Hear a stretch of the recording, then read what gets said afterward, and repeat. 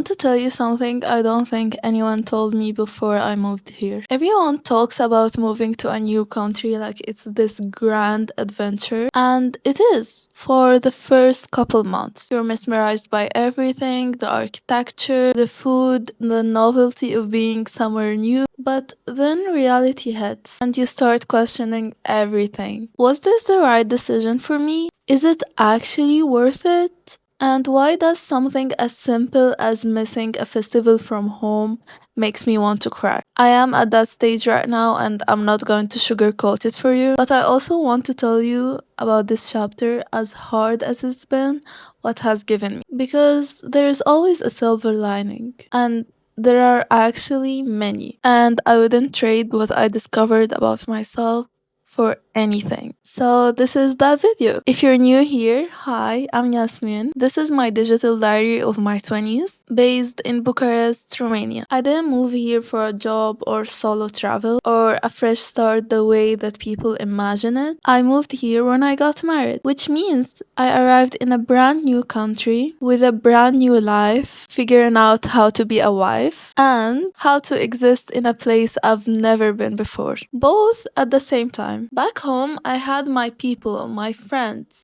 I had grown up with, people who shared my mindset, my culture, my references, even my humor. I never had to work for belonging, I just existed. Here, I had to start from zero. No family, no friend, and no one who knew me before. And I want to talk about what that actually does to a person and what it reveals. I learned what I'm actually made of when there is no safety net. When you have a community around you, you never really have to discover what you're capable of on your own. Someone always steps in. Your mom helps you figure it out. Your friends are always a phone call away. Like, there's always someone to soften the landing. Here, I had to figure out everything myself, including things I had genuinely never done before. I had never cooked. I think the farthest I went in the kitchen was scrambled eggs and pasta. Back home, there was always someone in the kitchen, like food just appeared. There was always the comfort of a table set by people that loved me. Here, if I wanted to eat something familiar, I have to do it from scratch.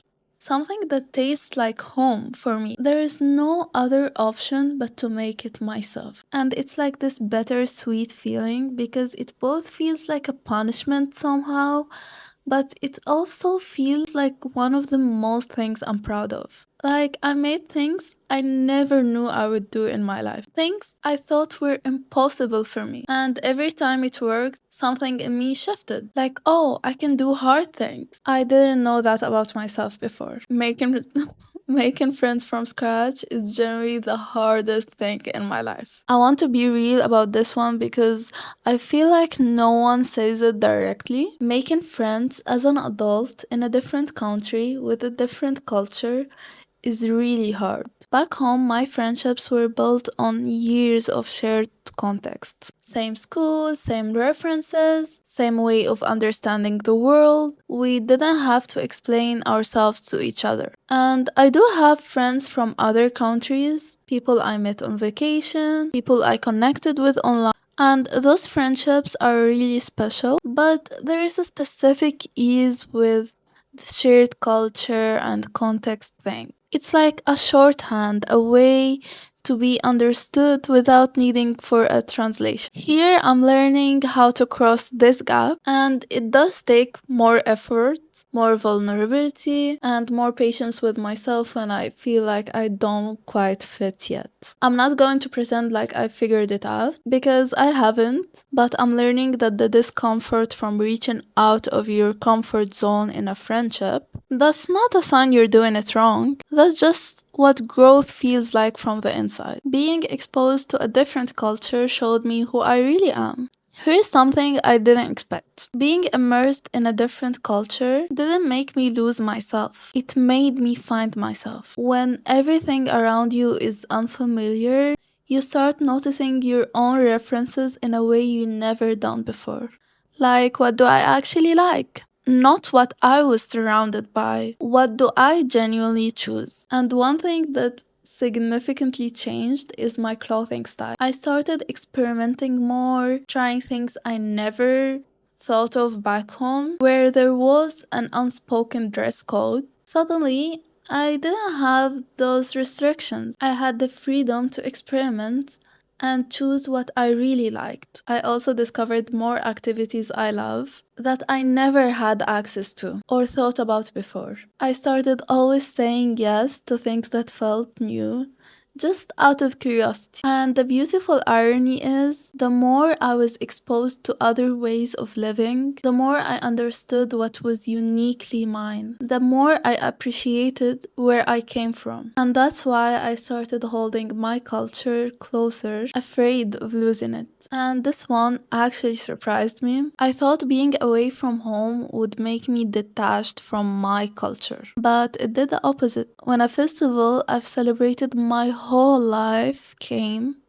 and I found no decorations in the street and no one celebrating it. No one even know what day it was. For them, it was just like a normal Monday. I felt it very deeply. So I made the decorations myself just to have it, just to feel the sweetness of it in my home, even if it was only for me. And there was something meaningful in that act that made it more special than any other celebration I had my whole life. Because I chose this one. I worked for it. I refused to let it disappear from my life just because my geography changed. Being away from home made me realize that my culture isn't just where I am from, it's who I am. And protecting it actively and intentionally is something I now take very seriously. The things I used to take for granted now feel like gifts. I used to answer calls from home while doing something else, half present, half listening. Now a call from home is something I actually look forward to for hours. I sit down for it. I give it my full attention. Sometimes I even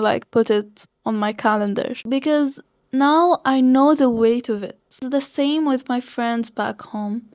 We used to take for granted that there is always another hangout, another outing, like we can see each other whenever we wanted. Distance teaches you gratitude in a way nothing else can. It's not a comfortable lesson, but it's a real one. I cherish those calls now. I cherish them in a way I never cherished anything before, and I'm not sure I can put it in words. And I think that changed me as a person. It made me more present, more intentional, and more aware of what actually matters. I want to be honest with you now because I think the internet does a disservice to people who are in the middle of starting over in a new country. Everyone shares the highlight reel of a new country, the beautiful streets, the aesthetic coffee shops, the adventure of it. And that's all real.